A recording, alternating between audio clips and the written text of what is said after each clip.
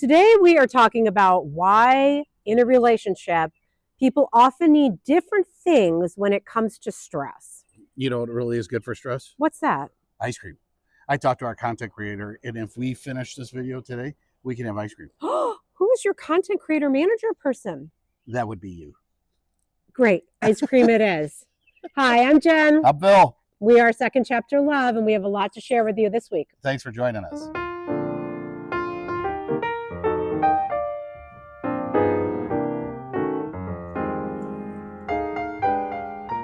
So I think there are different emotional processing styles. Okay. So when we're talking about stress in a relationship. Yeah. So different people that are you're going to find people that will shut down, and then you'll find people that will lash out, and both need to have a skill set to handle both. I do, because I think we each have our own emotional style, and it's kind of hard to, I will argue, it's sometimes hard to regulate. You try so hard, but if it comes out faster than you can grab it, right? How many times that has happened to you, and then you've received that from your partner, and you have to be able to be in that moment, able to, as Phil said, regulate what's coming at you or what you're offering, because those styles are so different. Yeah, I know people that very confrontational people that are both confrontational that are very successful in being with each other, because they know that each one has to let the stuff out and then come back and sort the stuff out. So, I mean, I guess this, what I would say is find your skill set that best matches you, and remember that you're not always reading exactly the right thing that's coming out of the mouth, because sometimes you could be getting your head chewed off over something that has nothing to do with you, but it's just the culmination of a day's worth of stress. Yeah. And, just be willing to take that and say, okay. And, we've had instances, you and I, where that's come up, and there's always been a little cooling down period. Yeah. And then it's like, okay, just remember me next time. No problem, hon. I got you. Yeah. And I think that goes to kind of this next point of somebody wanting to have the conversation and the other one is withdrawing. Oh my. Right? Yeah. Sure. I mean, and that definitely, I think, can happen. And, at that moment, sometimes it's hard. And I think what can make a strong relationship and to be able to have a strong sense of communication is let it go for a second. And if you really would love to withdraw and it's really not the time for you, your partner needs you.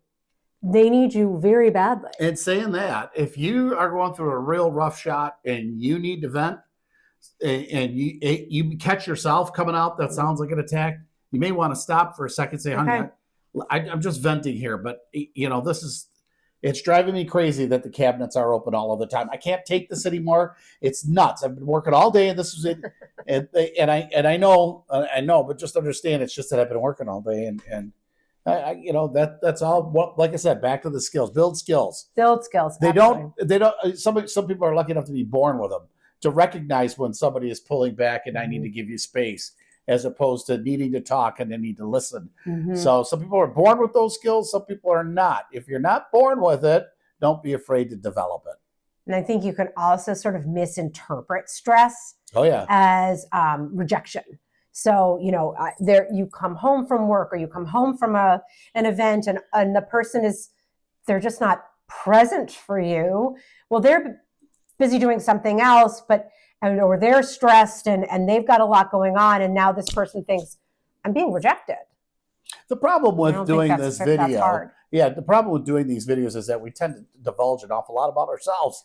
One of the things that I've noticed with Jennifer is that I don't know who's coming through the door after work. And I got to give her a few minutes to be who she's going to be. And usually there's keys right up front on whether or not it's like, hey, you know what's going on? Oh, the day was great. Oh, I want to talk. I want to tell you all about it. But there's other times when that's not the case. But I can sense sometimes you have it, or at least in the past have read that as rejection. Oh, it's always rejection. I can't help it that you hate me. It's not the case. I think, it's interesting that I think sometimes in a second chapter, or even as you've been perhaps single for a while and then you partner into a new relationship, you have so many of your own ways of being, and that other person has their own ways of being, and it's sort of finding that together without it feeling like rejection. And I think it did take a while, and I wasn't great at probably stating, I need a minute when I get home. You know, when I re-engage into the house after a long day or after something going on, it's just sort of who I am. But I never meant it to be rejection. You need to work on that. I do. No, you know. You know where I don't do this? Where? In Disney World. Of course. Just in case everybody wants to know how to make Jen happy, just add Disney. Just add Disney. Let's talk a little bit about kind of solutions versus wanting comfort. Yeah. So there's needing to have something resolved, and then there's just needing somebody to, man, can you just be there for me for a minute? So, I mean, I really don't care if I'm wrong. Just give me a minute. You know what I mean? So, again, this is one of these things that you got to learn to recognize. Didn't take us long. No, it didn't. And I think we probably had some practice, and we kind of, in that, you know, we've talked about before, that comfort level of that safety piece. When you build that safety within a relationship, a lot of this are things that you perhaps don't have that sense of fear in talking about, or finding the right way to be. So that kind of solution may not be what the person's looking for. Sometimes it is. Maybe sometimes that comfort first provides us a way to get to a solution later. Yeah, stress will do things to your communication. Oh, it'll knock it. Yeah. It will knock it. I mean, I think that we're doing great, then something will come up, and it's like, you know, it's everybody has worldly problems. Yeah. You know, the business is rough, or the business is great, or the employee problems, or coworker problems, or family problems. And, you know, we're going through a gigantic stressful period right now. Those of you, for us, the nice thing is, for Jen, it's number 2. For me, it's number 5. But we're going through a graduation period, and that will add a lot of stress, because there's so much stuff that you want to be there for this kid, because, you know, they're just in the zone, right? And you know, as a parent, all the stuff that has to be done. And that's a lot of stacking up of stuff, you know, and that can add stress to a relationship too. And when you blend families together, and, you know, we're married, in case you didn't know. And we got married in the same year that 2 of our children got married. So we had 3 weddings in 1 year. Talk about stress. So there's a lot of things that, you know, health, changes in life, moving is a horrible stress if you're in the middle of moving, and stress will screw with your communication, you know. It just changes it. Like, it changes it on a dime. Like, all of a sudden, right?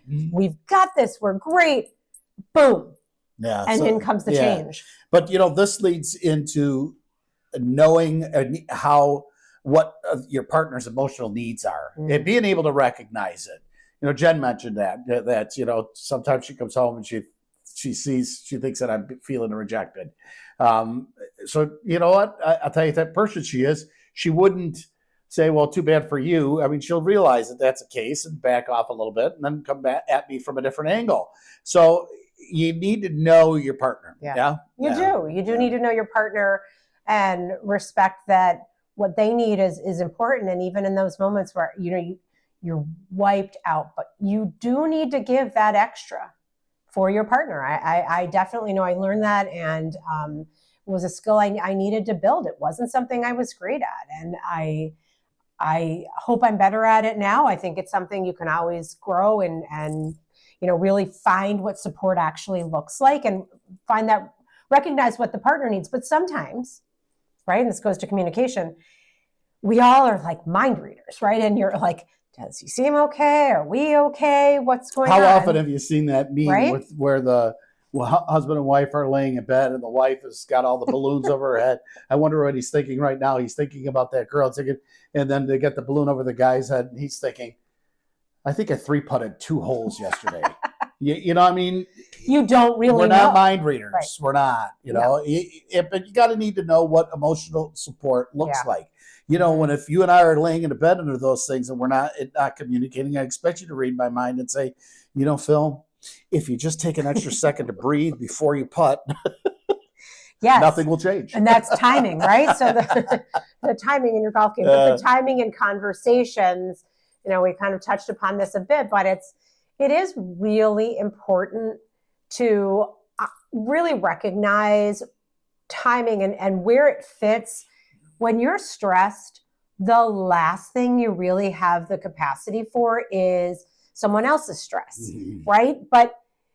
And they probably feel the same way, and sometimes there's going to just be that kind of battle, but sometimes you just have to take it on because you agreed to do this. Yeah. You agreed to a partnership, even if you're not married and you've committed yourself to someone, you have committed to it. It's a promise, right? It's a promise. And those are important. If you're not good for your word, you're not good for anything, No. Double stress and all. Yeah. So stress kills what relationships. I hate the idea. I hate that thought of that. I hate the thought that, because you hear it so many times, you know what I say, I hate that. I don't really hate, but here's what I love. I love when you hear somebody that's gone through incredibly stressful periods where spouses weren't talking to each other and they mend and they last and they're together and they're strong. And boy, when I see those stories, I think there is a God, and he wants us to be connected. And that's proof of it. Nothing is easy. You have to give grace to stress. You have to do it. Whether it's your own or your partner's, you have to give grace to stress, because it will, a lot of people say it'll ruin your relationship. I think I was started on that path, but I want to also say that it'll make some relationships stronger. I do think so. The things you can get through. Yeah. If you offer grace during those difficult seasons of life, we all have them. It's impossible to live without them. But as everyone says, that makes you stronger. I do think it's true. I think that makes the strength of your relationship, and it just opens you up to even better things as a couple, and sometimes better things for yourselves. I say this all the time when I get in rough patches, and I've heard it's not mine. Again, I steal people's stuff all the time. So, I'll do credit wherever it is. There's an old saying that says, "Smooth seas never an experienced sailor made." So you have to go through the storms to be smart. You're right. You're right. Well, and I think that's it. You kind of figure out, I think over time you learn things. So I think I would say I have learned that, whether it's a love language or whatever it is, I do think even when I am super stressed or I've come in, back home and I'm not quite ready to get out of myself, I need to get out of myself a little faster, because I think it's important for you to know that you see that I am there for you. And I think that's something that I have learned. I think so. That I have learned about you and about our relationship, that's important to you. I know you know that I love you no matter what, that I like you, which we talked about, right? Like and love. But I think it is important that I show that to you in different ways, bringing you a little snack treat or, all of those kind of goofy things that end our night. So I think that's important, and something that I have learned during stress within a relationship. Beautiful. Well, thank you. See, I didn't learn anything because I've already known everything. Perfect. I was going to say that. I've learned is I'm so amazingly humble. Yeah, that's it.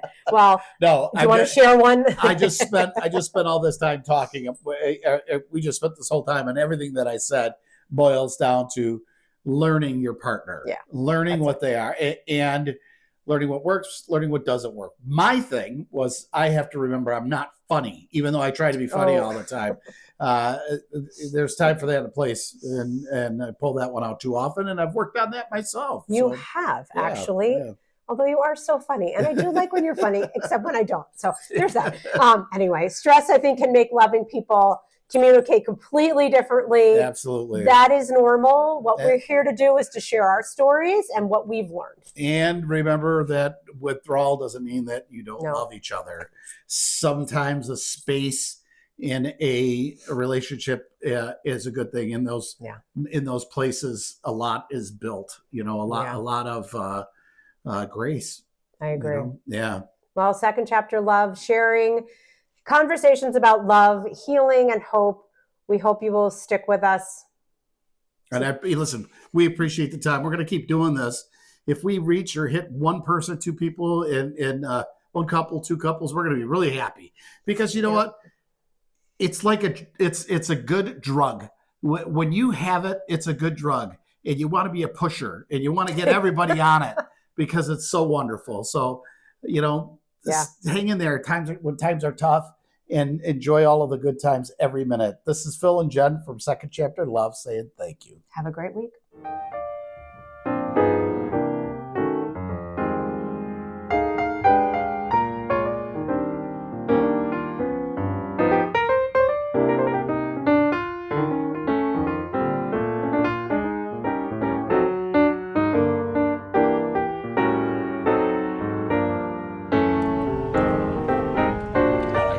Did your content creator manager? She picked up the tab too, which is pretty nice. way. And drove. Can she write it off, do you think? No.